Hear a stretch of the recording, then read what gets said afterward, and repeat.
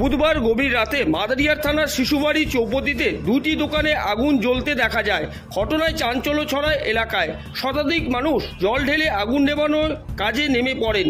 খবর পেয়ে ঘটনাস্থলে 1 ঘন্টা পর যায় হাসিমারা দমকল কেন্দ্রের একটি ইঞ্জিন। সোয়া 1 ঘন্টা পর ফালাকাটা দমকল কেন্দ্রের একটি ইঞ্জিন ঘটনাস্থলে পৌঁছায়। এতে ক্ষোভে ফেটে পড়েন স্থানীয়রা। ক্ষতিগ্রস্ত কাপড় ব্যবসায়ী সিরাজুল হক জানান, তার প্রায় 8 লক্ষ টাকার সামগ্রী পুড়ে গিয়েছে।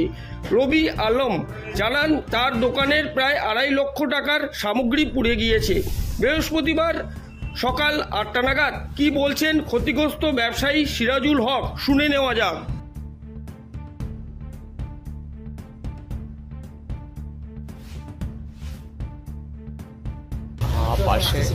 পাশের দোকানে আগুন লাগার কারণে ওই আগুনটা আমাদের এখানে আসছিল 12টা, মানে 12:15টার দিকে।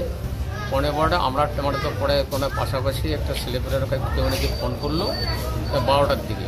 এই 15-20 মিনিটের মধ্যে আগুনটা এত উত্তপ্ত হয়েছে, ওটাতে হওয়ার পরে তারপর ওই আগুন পুরি ছাই হয়েছে। তারপর আমার দিকে আগুন এসেছে। ফায়ার ব্রিগেড কতক্ষণ এসেছিল? আগের মধ্যে করতো প্রায় 12টা, 1টার দিকে আসছে। ততক্ষণে